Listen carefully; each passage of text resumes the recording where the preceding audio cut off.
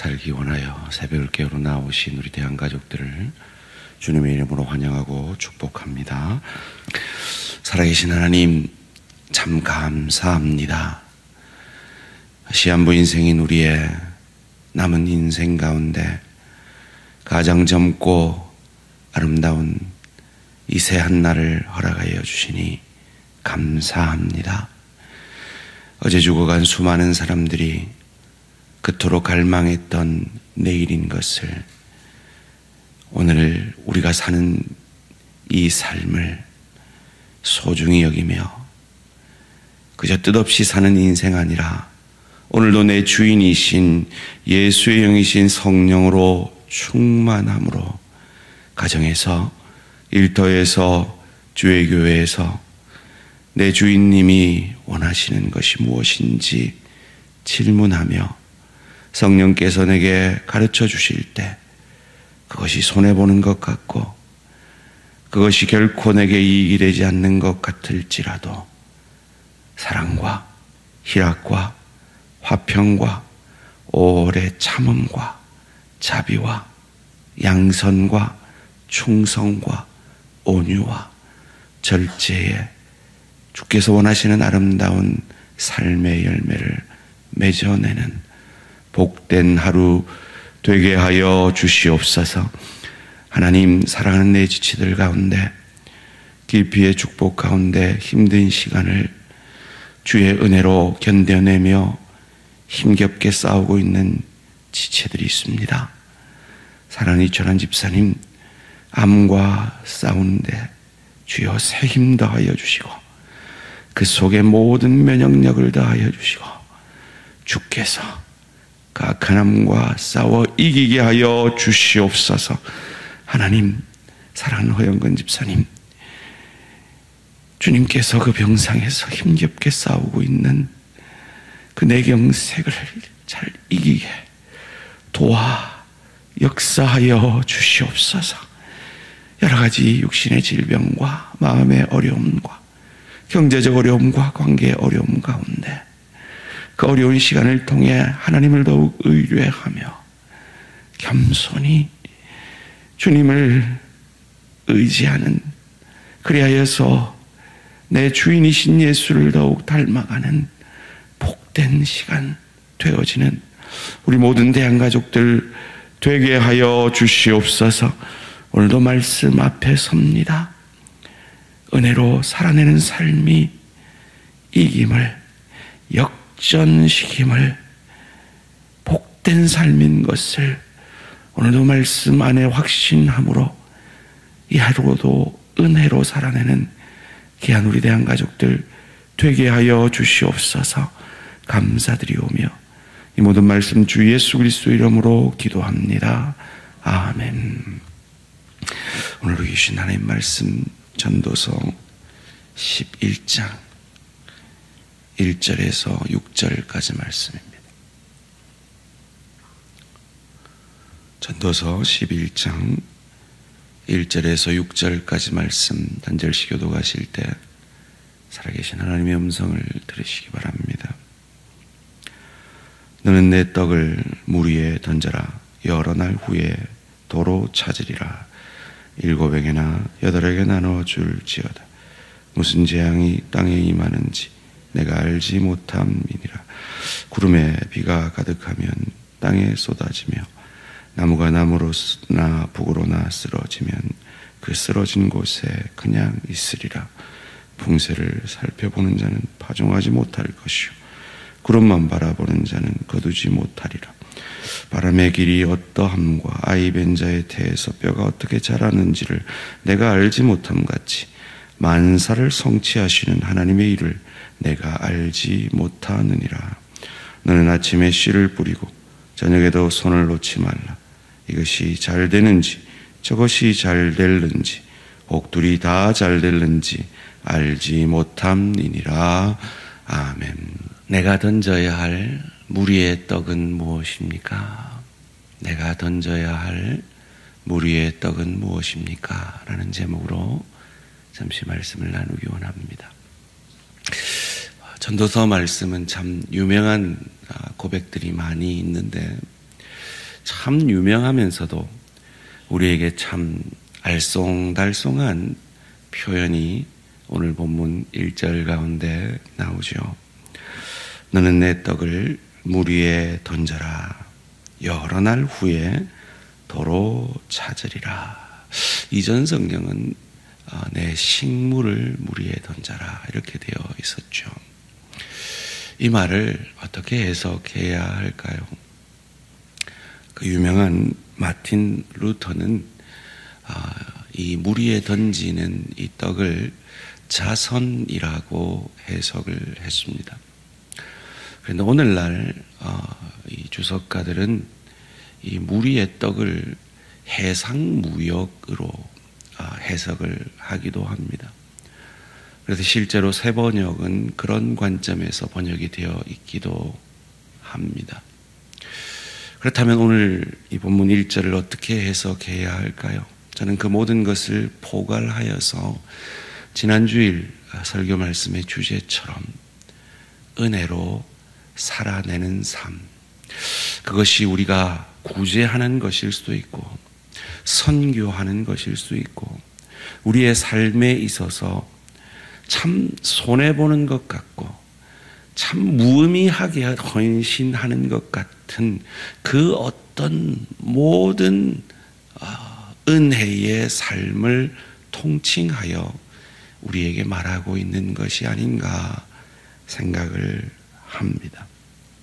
그래서 이 1절을 어처구니 없는 행동이라고도 해석을 합니다마는 그렇게만 해석을 하면 2절과 연결이 되지 않기 때문에 이것은 은혜로 은혜의 삶을 살아내라 하는 것으로 해석하는 것이 가장 정당하리라 믿습니다. 그런데 저도 알고 여러분도 알고 가정에서 내 남편과 내 아내 사이에, 부모와 자녀 사이에, 일터에서 동료와 손님들, 그리고 지체들과의 사이에서 내가 은혜로만 살아내면 세상은 나를 바보 취급한다는 거죠. 세상은 계속해서 나를 이용해 먹으려고 한다는 거죠.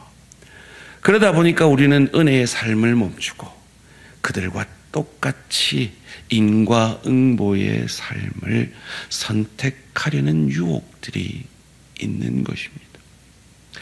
구제도 마찬가지입니다.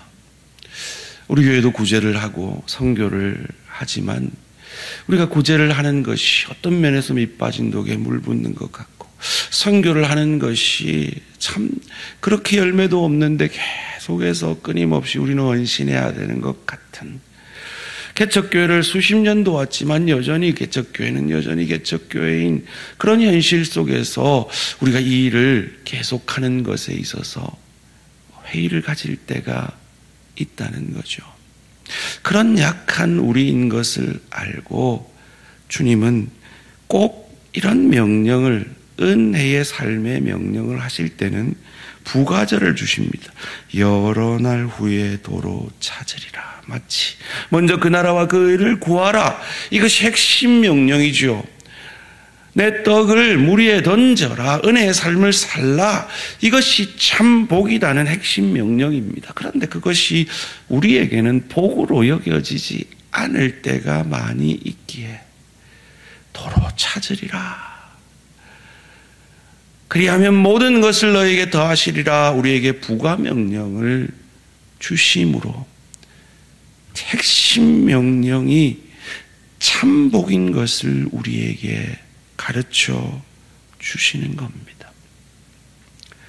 은혜의 삶을 살아낼 때 참 이것이 물 위에 떡을 던지는 것처럼 허비하는 것 같고 낭비하는 것 같이 여겨질 때에 오늘 말씀이 며칠 후에 도로 찾으리라. 이것이 며칠이 될지, 제가 지난주에 간증한 것처럼 그것이 6년이 될지, 그것이 수십 년이 될지, 그것이 내 때가 아니라 내 자녀 때가 될지 몰라도 하나님은 반드시 은혜의 삶을 기억하시고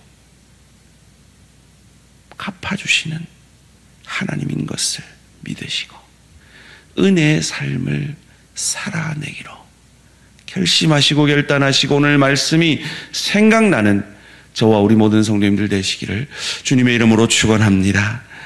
그 은혜의 삶을 살아낼 때 분산 투자를 하라고 하시는 것 같습니다. 2절 말씀입니다. 7에게나 8에게 나누어 줄지어다. 무슨 재앙이 땅에 임할는지 내가 알지 못함이니라. 참 교회는요, 참 할 일들이 많이 있습니다. 선교도 해야 되고 구제도 해야 되고 장학싸움도 해야 되고 실버 사역도 해야 되고 붕어빵 전도도 해야 되고 화요 전도도 해야 되고 참 할 일이 많습니다. 어떤 면에서 좀 더 집중하면 좋겠다는 생각이 들지만 하나님은 우리에게 맡기신 그 다양한 사업들을 은혜로 잘 감당하기를 원하십니다. 때로 어떤 부분에서 열매가 많이 있을 수가 있습니다. 또 어떤 지체에게 하나님께서 물질의 축복을 주시고 믿음의 축복을 주시고 은사의 축복을 주십니다. 그 모든 것들을 들어서 교회는 주님께서 우리에게 맡기신 그 사명을 내 사역만 중요한 거 아니라 모든 사역이 다 중요하고 모든 사역이 균형 있게 아름답게 은혜로 하나님 앞에 드려져야 하는 것입니다. 그리할 때 우리에게 주어지는 결과는 어떻습니까? 내가 생각하는 결과가 주어지기도 합니다. 그러나 전혀 내가 기대하지 않은 반응과 결과를 얻기도 합니다. 3절 말씀입니다.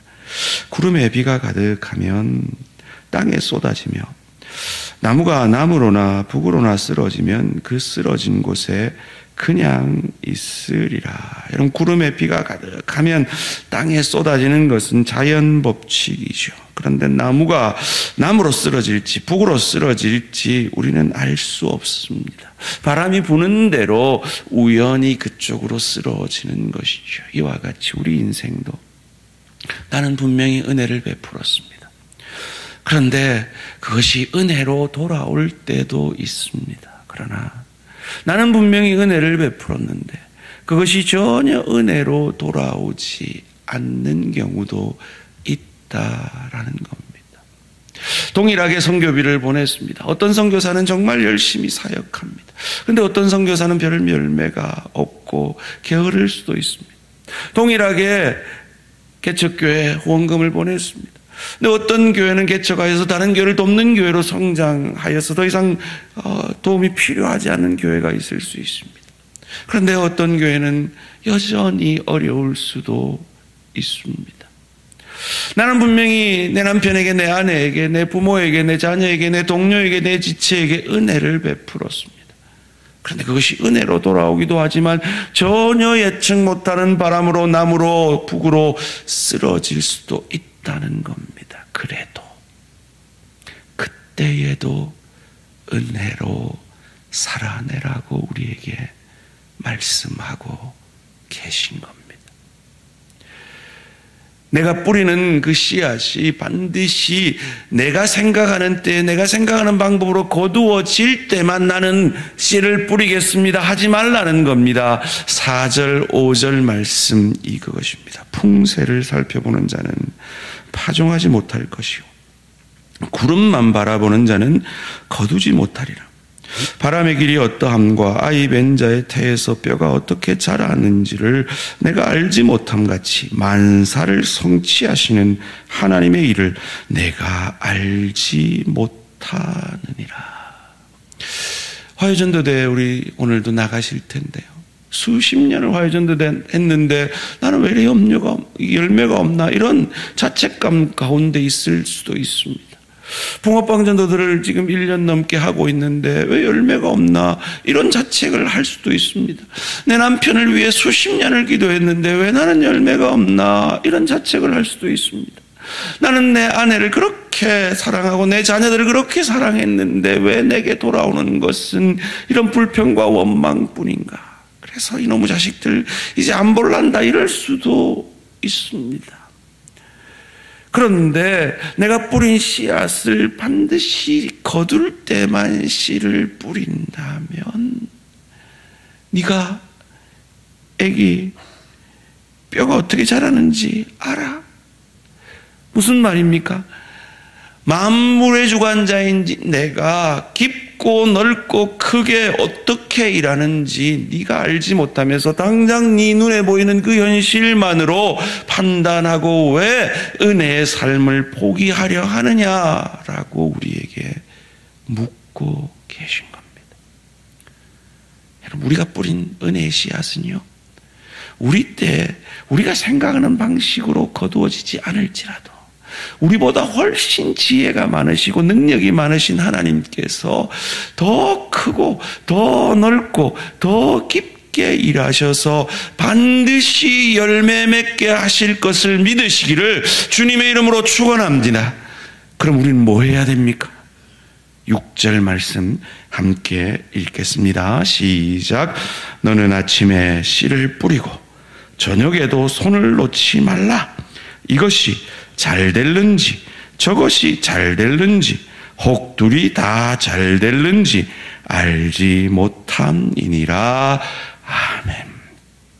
우리는 아침에도 씨를 뿌리고 저녁에도 손을 놓지 말고 아침에도 내 자녀를 위해 기도하고 저녁에도 내 남편을 위해 기도하고 아침에도 선교지를 위해 기도하고 저녁에도 우리가 돕는 그 개척교회를 위해 기도하고 내가 그렇게 사랑하는데 내가 그렇게 품어주는데 사랑을 베푸는데 아무 사랑으로 응답하지 않는 내 구역원들을 위해 기도하고 품에 품고 아무리 사랑해줘도 변화가 없는 이 주일학교 학생들을 위해 계속해서 씨를 뿌리고 저녁에 돌보고